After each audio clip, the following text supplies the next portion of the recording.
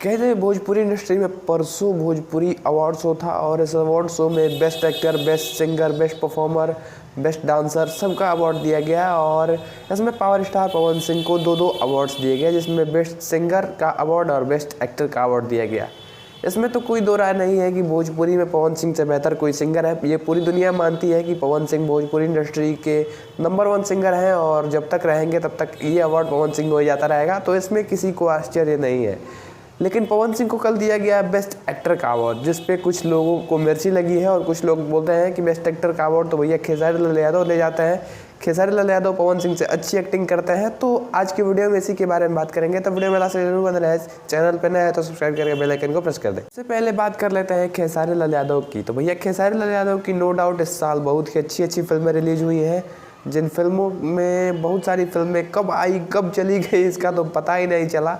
कुछ फिल्में दिवाली के टाइम भी लगी थी, कुछ फिल्में यहाँ पे नवंबर में भी लगी थी जो कि आई और चली गई। जैसे राजा राम जैसी बढ़िया फिल्म जो है वो कब आई, कितनी कमाई, कब चली गई इसका किसी को पता नहीं चला। जिसका सबसे बढ़िया मतलब है, यानी कि साफ मतलब है कि फिल्म जो है वो फ्लॉप रही। यानी कि भोजपुरी में जितने भी खेसारी लाल यादव की इस साल फिल्में आई हैं उस सब के सब फ्लॉप रही और एक से एक बढ़िया फिल्में थी, लेकिन खेसारी लाल यादव की फिल्में वो फ्लॉप रही। आपको बता दें कि ये ऐसी फिल्में बनाई गई थी जो कि अपना भी बजट निकाल नहीं रही थी, यानी कि जितने बजट में इस फिल्म को बनाया गया था उतना ही भी बजट नहीं निकाल पाई शायद। और इस तरीके से इस फिल्म का हाल हो गया कि सिर्फ गाना चला और यूट्यूब पे जो चलना था चला, सिनेमा घर में उतना इनको देखने के लिए क्रेज नहीं था। लेकिन यहीं पे अगर बात कर लेते हैं पावर स्टार पवन सिंह की, तो भैया पावर स्टार पवन सिंह की खेसारी लाल यादव के सामने सिर्फ एक फिल्म आई थी जो कि इस पूरे 2024 में रिलीज हुई थी, जिस फिल्म का नाम है सूर्यवंशम।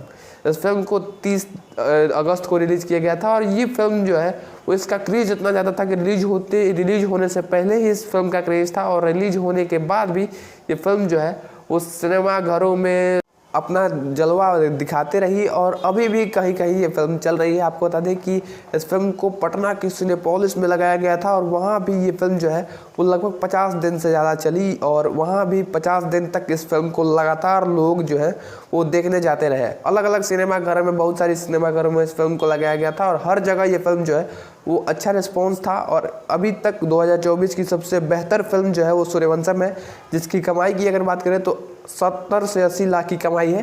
बाकी बात करते हैं खेसारी लाल यादव की फिल्मों की, तो भैया यहाँ पे 10 लाख 15 लाख कमा के ठप हो जाती है। तो अब बताइए कि भैया ऑडियंस किसको माने कि कौन बेस्ट एक्टर है, कौन बेस्ट सिंगर है।